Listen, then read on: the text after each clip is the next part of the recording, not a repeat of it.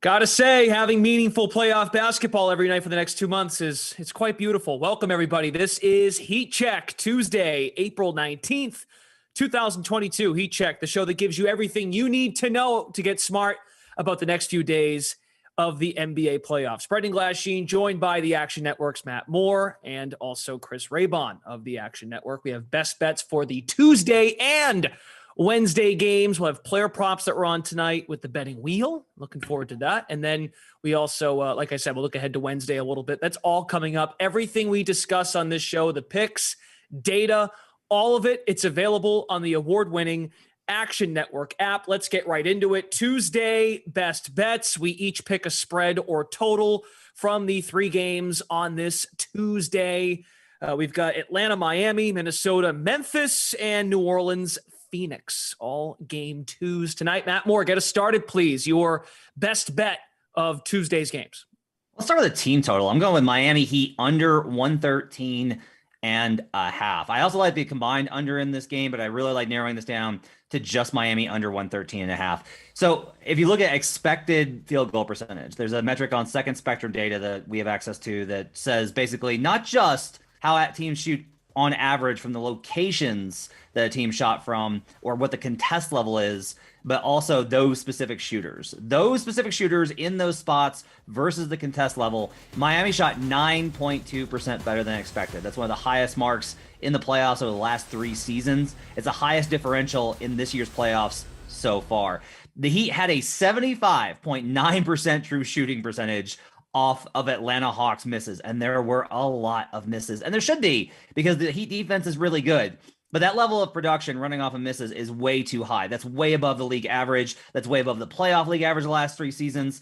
And the Hawks actually had some moments where they weren't completely terrible. They actually had a defensive rating of 100, which is excellent. When John Collins was on the court, Collins is now going to be probably playing more minutes. His minute restriction will probably be lifted a little bit, if not entirely. I think the Heat are going to win this game. That's why I like the combined under, because if they go under 113 and a half, then the Hawks are going to go under, and then we got the combined under. But just to be safe, I like playing specifically the Heat under 113 and a half here. I think Miami's going to, their offense has been not mediocre, but okay all year. They got to 115 despite all of that success in game one. I think they go under 113 and a half here. I like that for the under. So, and just to jump in, Matt, so you like them to win the game? Do they still cover? I don't want to get involved on the spread on this one. There were some things in that Atlanta game that actually made me kind of like, that's weird. Like, it looked like this dominant, complete annihilation. And don't get me wrong, it was. But there was at least a few matchups where I was like, okay, that's something to at least look at for game 2. I want to see how game 2 goes and then bet on game 3 based off of how Miami and Atlanta adjusted those matchups. Okay, very good. Chris, you have thoughts on Matt's pick? I'll get right into mine because I am taking the Heat to cover. I'm taking the Heat -7 because you look at game 1 and everyone's talking about the Hawks. They had to play on a short turnaround. And yes, that's true. But it ignores a couple of other factors, namely that the Hawks have been the worst team in the NBA this season when they're on the road against a superior team. They're 6-19 against the spread. 24% as a road underdog this year. That is abysmal. And then you look at what the Hawks, were kind of able to do it, and Matt alluded to it, and weren't able to do. And the issue for Atlanta wasn't just that, their defense let them down. Atlanta had no offense in this game. And that's a problem because Atlanta was a top 2 offensive team in terms of offensive rating, but they were a bottom 5 defensive team. So when we see the Heat putting up numbers on the offensive side and Atlanta can't put up their usual good offense that bails them out in a lot of situations, I think you have a real issue. And then it's just Erik Spoelstra and what he's been able to do with this Miami Heat team over the years that I've noticed. He's 59-31 all time against the spread, 66% as a playoff favorite, 8-0 in his last 8, 35-20 when he's a public favorite, meaning the Heat are getting the majority of the spread tickets, and 10-4 against the spread, 71% when they're getting at least 2/3 of the bet. So even as the playoff chalk, the Heat have been able to cover under Spoelstra as a favorite. And let's not forget, Miami still, you talk about expected field goal percentage. Miami was still 52-45 over Atlanta. That's still a pretty sizable gap. They're 4-1 against the spread against the Hawks this year. It's an ugly slate to bet spreads and totals, but I think the Heat are the best bet here. Could I argue though that that record is a lot about the Heatles? I have a point. I'm actually with Raybon in this, and Raybon's actually swung me over. I think I'm going to bet Miami against the spread too. I still like the under on 113.5. I think the number's a little bit high based off of pace and a number of other factors. But to Raybon's point, I looked this up on Bet Labs, which you can find on actionnetwork.com. When Spoelstra is the favorite after he's won a game, so you won the last one, you're facing adjustments from the team that lost, and Spoelstra is a favorite after winning, he is 36-21 against the spread for 63%. And I specifically looked it up because of what you're mentioning, Brendan, with the triad team, as I call them, with LeBron and Wade and Bosh. Since LeBron left, they're 5-0 in that spot. Okay. So they've taken care of business in there. Like this, honestly, Raybon, I'm with you. I think this just seems like a trust Spoelstra spot, and you've swung me. I'm going to bet Heat -7 tonight. Well, the time is at 3:07. That didn't take long to sway Matt Moore after his opening thought on, I'm not going to touch the number to, all right, I'm in. Okay, I'm in. The number. Very good. Two other games going on tonight. I will turn to the Phoenix Suns. We were having a little discussion before we went live on the show. A lot of money coming in on the Suns for the whole game. That's why I'm going to take the first half. Suns -5.5. It's at -110. I've got it up here on DraftKings. I'm going to take them first half. I mean, we can't ignore that Phoenix was up 19 at the end of the first half the other day. Now, I understand the glaring issue with the Phoenix Suns against this New Orleans Pelicans team is the rebounding. It was not pretty on the glass. They got out-rebounded by 20. They were out-rebounded by 19 on the offensive glass. I still feel as if, in reading some of the post-game quotes from Ayton and Booker afterwards after the game, they still played a very solid game defensively. I think New Orleans will be pressured to take more threes in this game. I would like to think that they're still going to have their struggles shooting the ball because of the great pressure by Phoenix's guards, Bridges, Crowder getting out to shooters. I still think they're going to be just fine defensively. But I do expect adjustments by the Suns to not let DeAndre Ayton camp out up top sometimes, get in the paint, put a body on Valanciunas. Don't let him go off for 35 rebounds or whatever the number was. He was everywhere in that game. Matt, you talk about this quite a bit when we talk about trying to handicap games, and you talk about switching. Part of me feels like they're going to make some adjustments on pick their spots on switches when it comes to Valanciunas. It really is the only adjustment Phoenix has to make. They still covered full game in game one. I'll take the safe side and not worry about them covering double digits. I'll take them covering by 2 threes, 6 points, 5.5 points. I'd rather go that direction. I think this screams a little bit of an overreaction based on how New Orleans got back in that game, but I don't see Valanciunas having the same kind of night on the boards as he did in game one. Yeah, I don't hate it. I think if you look at it, one of the things about the Suns is that they can get over screens, so they can play drop a little bit and still contest these shots. I don't trust Brandon Ingram versus the Suns coverage. I've got Brandon Ingram under props tonight. I just don't like the spot at all for Ingram trying to create versus physical defense is going to push him out of his spot. They can bring over some help from the weak side and then recover. They're very good at that. So they don't have to switch as much as they did in game one, but if they need to, they can also do that to kind of take out some of the oxygen from the Pels offense. And then look on the other side of this, the Pelicans have to play drop. They have to. Like they're not good at the level. They're not good in switch. They have to play drop. It's the only scheme that they're really comfortable with, and they have to play Valanciunas for the size advantage. He can't play up. You know what happens when you do that?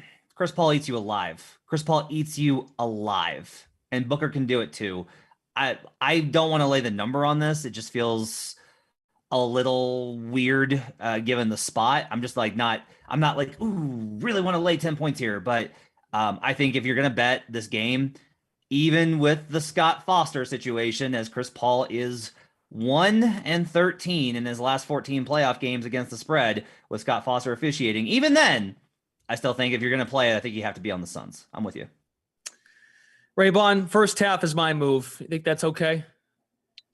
Yeah, I mean, I think the line, like at this point, I don't think there's much of a difference between full game and first half because the full game line, despite all the money coming in on the Suns, is down to 9.5. So you're actually probably getting, a little bit of value on the full game now compared to the 5.5, first half. But I mean, personally, I expect the Suns to take care of business. Scott Foster's not out there guarding Chris Paul, so I think you should be fine either way. But there has been some kind of curious line movement that always kind of raises my eyebrow. So it's because it's the last game. I always like to kind of wait and see like what exactly is happening with this line movement before I bet it. So that's what I'll probably do. Yeah, the offensive rebounds, that was quite alarming. I just find the way Monty Williams and company throughout the course of this season, I know it realize it's a different animal in the playoffs. They make adjustments game to game. They were very outspoken about the game. Booker and Ayton specifically about rebounding and how we're aware of it. We can't give them life. That's what Ayton said. We cannot give them life. I just expect an adjustment. They're too good of a team to not go out there and make an adjustment. I don't trust New Orleans, as Matt mentioned, to make an adjustment. They're just happy to be there, and Brandon Ingram's just going to still try and score 1 million points, and he's thrilled to be in the playoffs. All well and good. I like the Suns too. I think they're going to be fine. Okay, that leads us to the wheel. It's time to spin the wheel. It has player props from tonight's games, all 3 NBA playoff games, and whatever player prop the arrow lands on, each of us will weigh in on whether or not we think the prop will go over or under. So let's spin the wheel for Matt Moore. Here we go. Steven Adams of the Memphis Grizzlies, rebounding prop in double digits. Over or under, Matt Moore? 10.5 boards for Mr. Adams. So glad I got this one. Under. About half of the folks at Action are on this under tonight. We've hit as many books as we could find. We're finding as many prop angles as we can to bet the under on this. So for starters, Steven Adams averaged 5.7 rebounds per game versus the Wolves in the regular season. Second off, if you watch that game, it's very obvious that the way that Memphis has to play with Steven Adams on the floor is not going to work versus the Wolves. Karl Anthony Towns just absolutely annihilated him in half-court matchups. I think he scored 13 points on only 9 possessions of direct usage against Adams. He just absolutely beat the snot out of him. They need to go Jaren Jackson, and they need to be able to switch. They're going to have to go play Brandon Clark more. They're going to have to go small versus this Wolves lineup because of the shooting that it presents and the threats off the dribble. So you can't rebound if you're not on the floor. I think as the series goes on, Adams is going to have to play less and less. For this to be in double digits is wild, given his role on this team and the way the Wolves are going to drag him out as often as possible and then attack underneath. Even if he has to play in these lineups without Jaren Jackson, if he has to play with Brandon Clark, the Wolves have a big size advantage with Naz Reid, Jared Vanderbilt alongside Towns. So for me, this one is absolutely a great sweet spot. It seems so too good to be true. What could possibly go wrong? But I will go ahead and trust it. I'm going to go under Steven Adams, 10.5 rebounds. Yeah, I love it. I think you're right. I think as we talked about over the weekend on Bet Spaces over at the NBA Bet over the weekend, you mentioned this. I think you like Minnesota to win the series, and I think a big reason for that is Adams can certainly be neutralized, but it's a matchup problem. It's hard for him to stay out of foul trouble, and like you mentioned, he's got to be on the floor for him to have any type of success grabbing boards. Let's spin the wheel once again for Chris Raybon now. So we got Steven Adams for Matt Moore. What's Raybon going to get? Oh, Brandon Ingram. We were just discussing Brandon Ingram, and that is a hefty number. Points prop. Well, Matt Moore's already weighed in on this. He's on a lot of unders tonight for Brandon Ingram. How about you, Raybon? 24.5 points. Is that enough for you to take an over? Nope. I'm going under Brandon Ingram, 24.5. I think when you look at what he's done against the Suns, just 20.7 points per game on 38.5% shooting from the field in the 3 games. That's well under this number. And then all of the good teams, because remember, Ingram has greatly improved the Pelicans. They are a winning team with him in the lineup. And remember how bad they started and all that stuff. But the one thing is the good teams, the teams that can beat New Orleans, and remember that the Suns are still a 9.5 point favorite. They're the best home team in the NBA. They should win this game, whether they cover or not. But the teams that have been able to beat the Pelicans and Ingram have been able to slow him down. That's been the key. He's averaging 25 points per game in their wins, just 20 points per game in their losses, a 4.9 point per game difference between wins and losses. And you look at it in terms of the probabilities. In the Pelicans wins, he's gone over this number 59% of the time, 17 to 29. In their losses, he's gone under this number 70% of the time. 19 of 27 losses He scored fewer than 24.5 points. Has Brandon Ingram. I just like Phoenix with their defense, multiple wings you could throw at him. Bridges, Crowder, Torrey Craig off the bench. There should never be a situation where Ingram has a mismatch or he's cooking somebody. I think he's the guy that Phoenix is kind of zoned in on and said, we have to stop him. McCollum's going to be a little bit more steady. He's got that playoff experience. I think, he'll get his. And Valanciunas, he might still do some damage on the boards. But I think, like Matt said, they're looking to get Ingram off his spot, frustrate him in his first playoff series. And we see this a lot. Talented players just have bad series against elite teams. And I think this could be one of those cases. Anything to add, Matt? I know you've kind of talked about this a bit already. I just don't trust Brandon Ingram. He has these games where he looks awesome, but the shot selection, the decision making, I think this is a team in Phoenix that's so disciplined and so smart about attacking him. I just don't trust Brandon Ingram to win the possession battle, and he's going to have to in this spot. I like this a lot. This is a great bet. Agreed. And he only had 18 in game one. I'm curious. And looking at the total, this is it's the second highest of the three games, but 221.5 is not an outrageous total. So you're just based on that too, you'd think maybe the number would be a little shorter, but it's 24.5. I kind of like it. I think the total, is interesting as well because, looking at unders on these points props in general, these teams played at a pace that was around 90 in that first game. So I don't know if the total is fully accounting for that. And therefore, I don't know if some of the points props are totally accounting for that anyway. We could get a much slower pace game than we're used to from these two teams. Okay, we're on a couple of unders. Let's spin the wheel. I'll give it a chance here. Here we go. Back on the navy blue, CJ McCollum, 3-point prop at 2.5. Well, to Raybon's point, I think this is more of a night for CJ McCollum to continue to get volume. I like an over on 2.5 threes tonight for CJ McCollum. He hit 3 in game one.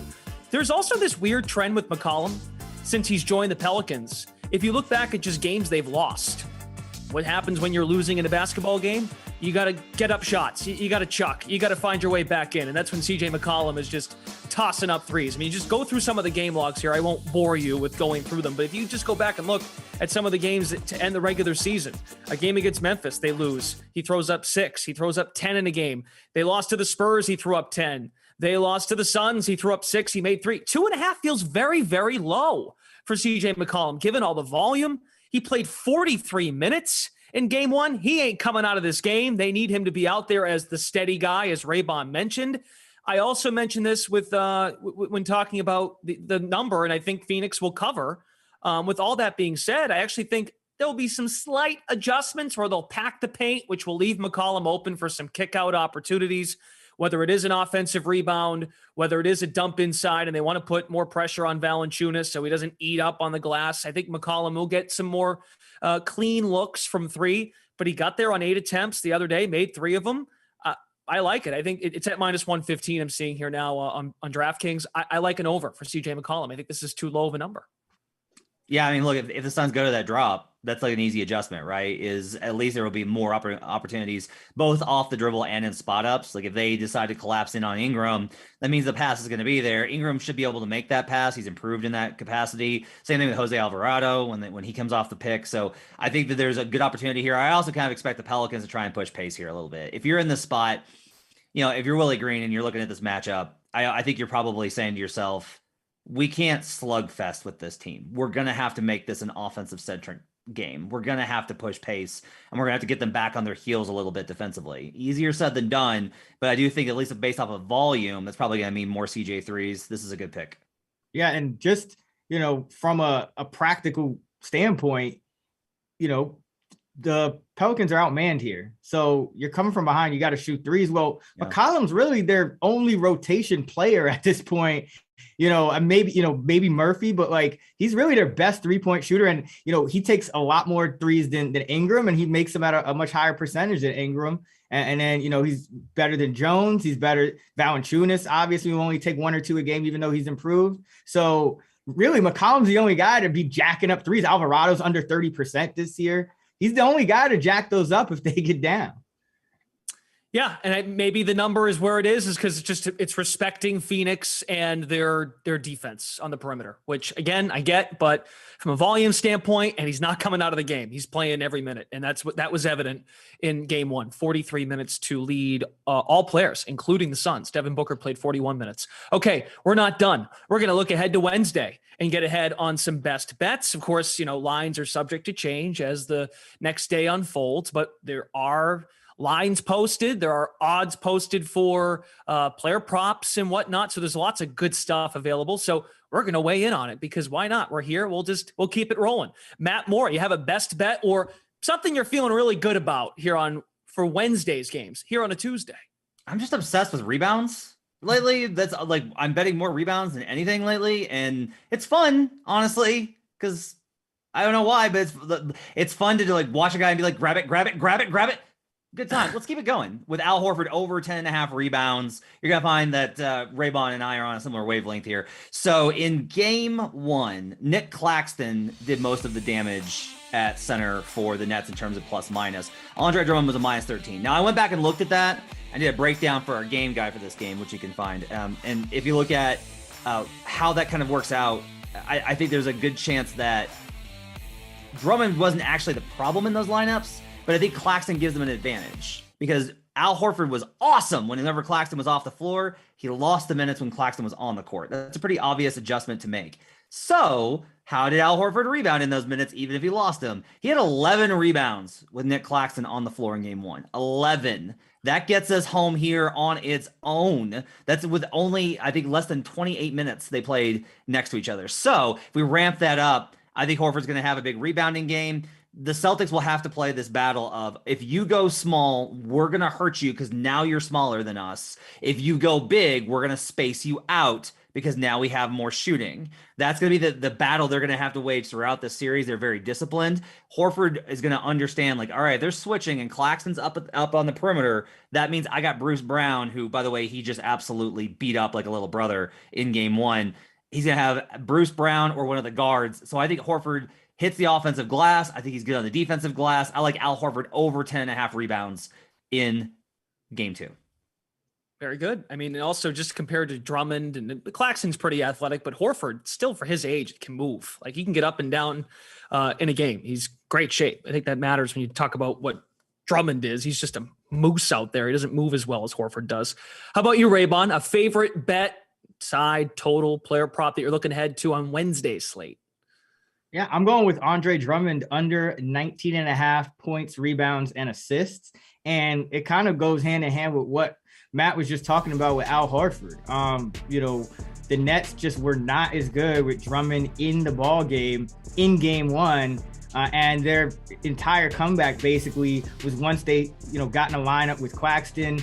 You look at the second half of that game, Andre Drummond played just 5 minutes and 25 seconds of the second half. He had no fouls in the first half, and he had no fouls in that 5:25 of the second half that he played. And yet Claxton still played 18 minutes and 35 seconds. So basically, more than tripled him up in terms of the minutes in the second half. And you look at Drummond, and I went back and looked at, he's played 3 games with Brooklyn against Boston, including that playoff game. He's averaging just 14.7 points, rebounds, and assists in 17.7 minutes per game. And what that tells me is, number one, this is not the first time that he's been, his minutes have been cut against this team. And Horford has played in all those games.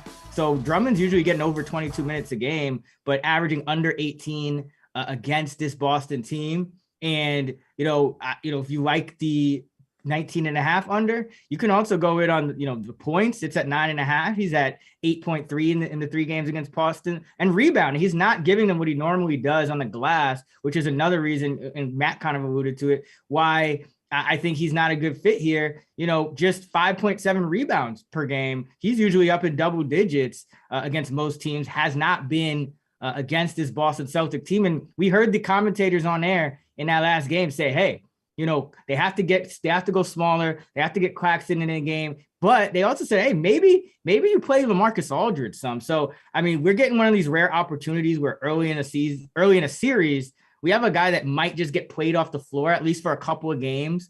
And we still get props posted on him. I think Steven Adams is another example. And you got to kind of take these, and you might not get a prop posted on Drummond or even Adams, guys like that, if you in game 3, if it goes like it did in game 1. So I think you always want to take advantage of these kinds of things now. And the fact that we're a day early, I think you're also getting some value, because I don't think it's been as heavily bet as it would be if the game were in a couple of hours. So really like getting on these Drummond unders and getting ahead of that.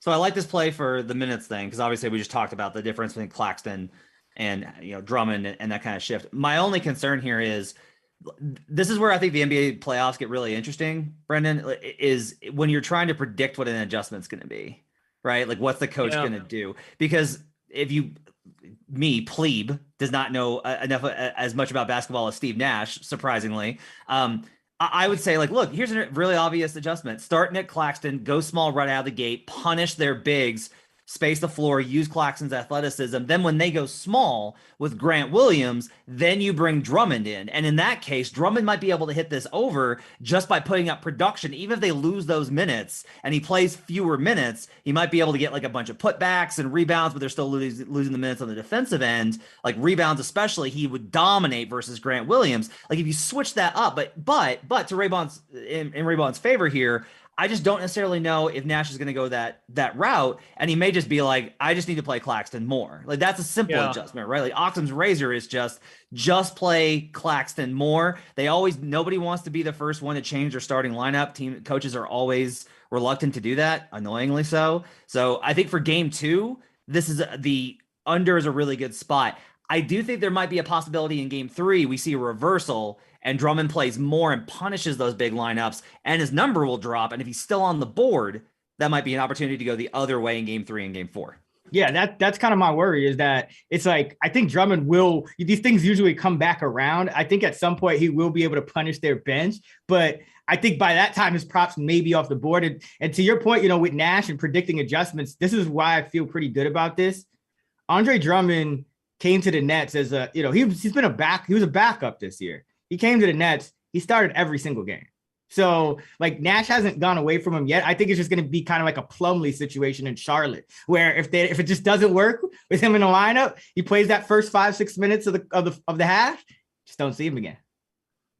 It's great stuff. That's next level thinking right there, Raybon. I think we'd feel better about it if we had more of a sample size. Like if Eric Spoelstra's soul was in Steve Nash's body, we'd feel better about this. Like making adjustments, being in playoff games, no doubt. But that's great stuff. I mean, that's good insight, and why, folks, this is great advice to learn from, to help you prepare not just for game 2 Wednesday, but how to look ahead in a series and how coaches make adjustments. That is important. And the adjustments they make in this series, while they could differ in another series down the road, if that team advances, you can pick up on trends and show if they have confidence or not to shake things up and are willing to get a little uncomfortable. So I think that's all good stuff, whether or not it plays out. But we're going to stay all over this game, it looks like, because I'm going to turn to the Boston side like Matt did, and I like Marcus Smart over 25.5 points, rebounds, and assists. He had 27 and 6 in game 1.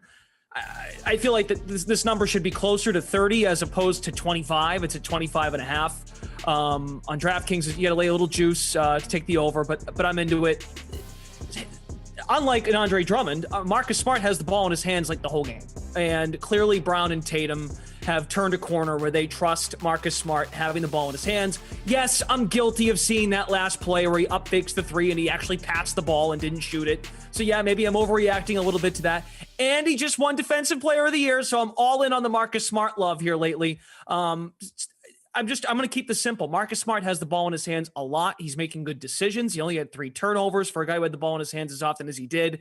He is active on the defensive end, defensive rebounding. He had 2 steals in this game, and nothing the Nets did defensively. I mean, Kyrie got all of his points in the second half because Smart didn't defend him. Now, maybe that's the adjustment. This would be my only fear.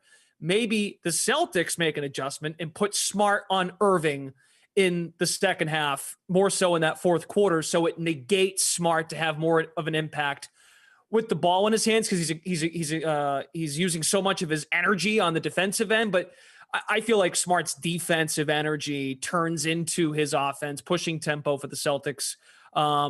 I still feel pretty okay with him. I just don't know what the Nets can do. I didn't see enough in game one for me to think Marcus Smart can be slowed down. Like who's guarding him in terms of the playmaker, Marcus Smart? Not that he's not going to score 30, but he scored 20 in game one, and he did it at ease. So I like an over here on Marcus Smart. Okay, I'll push back a little bit here.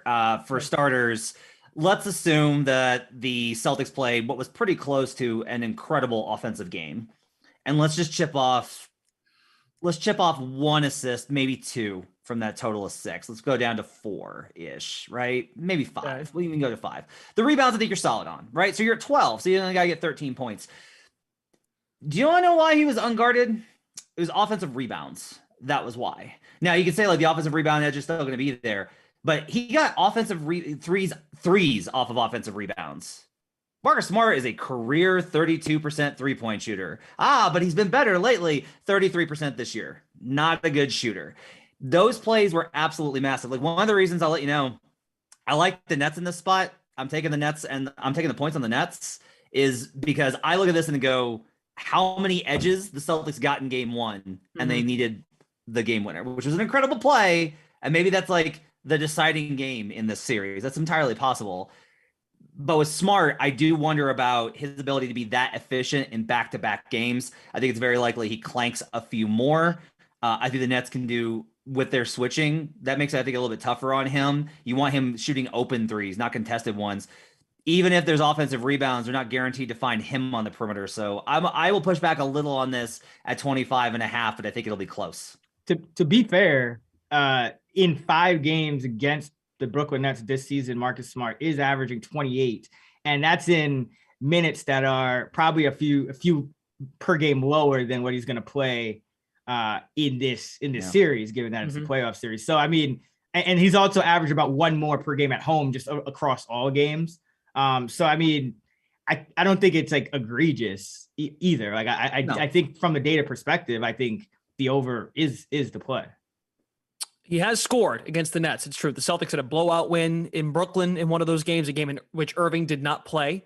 And I only bring that up because it might be a game in which the Celtics could drop even more points if he didn't play, and he didn't. So defensively, the Nets were still they weren't very good. So that's the other thing. I mean, the Nets just they can be so discombobulated on the defensive end. I mean, that last play kind of tells you everything you need to know too. It's just Smart's making the right play. So you're right though. In order to hit a number like that, he probably has to hit at least 2 or 3 3-pointers. And trust me, I was cringing when he I thought he was going to shoot that, but he didn't. Anyway.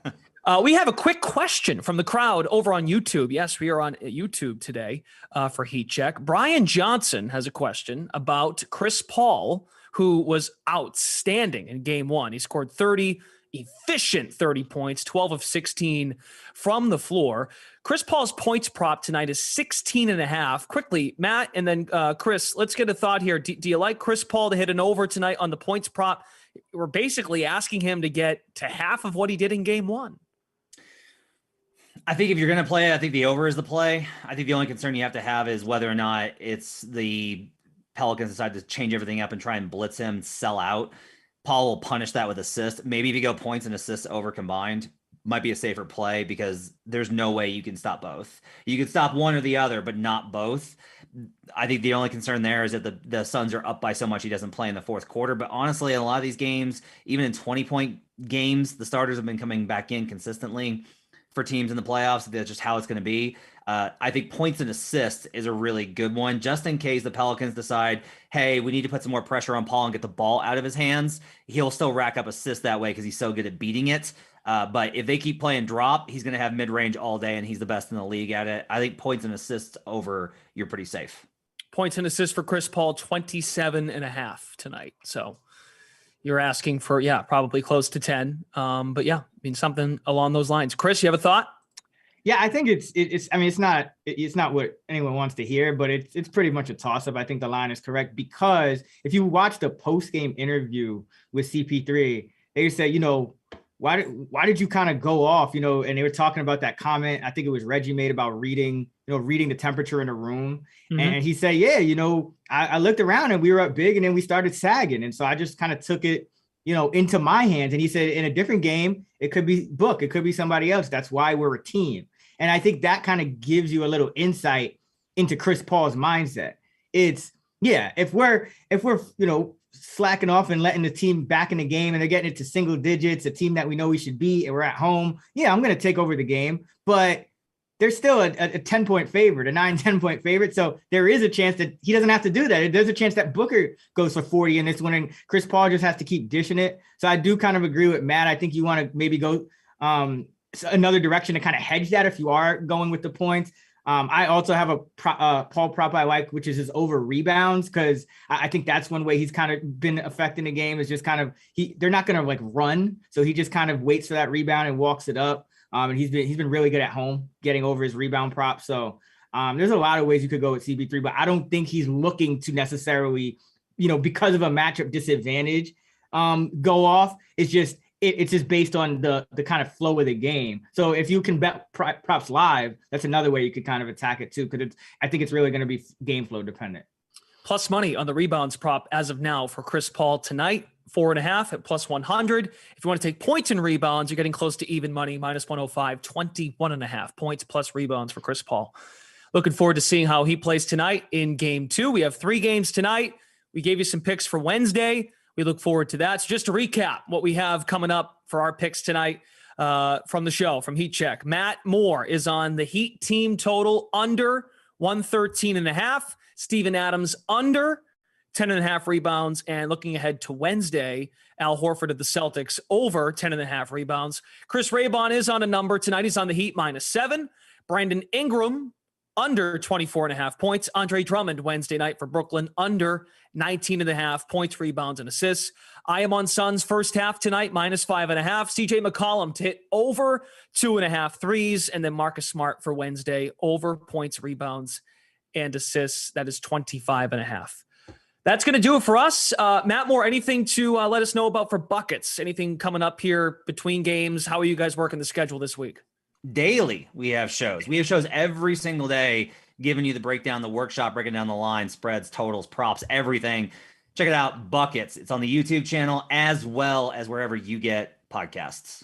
Excellent. Very good. For Matt Moore, Chris Raybon, our entire team at the Action Network, Brendan Glasheen, thanks for tuning in to Heat Check. I'm sure we'll join you all again very soon as these NBA playoffs continue. Best of luck with your picks, and we'll join you next time.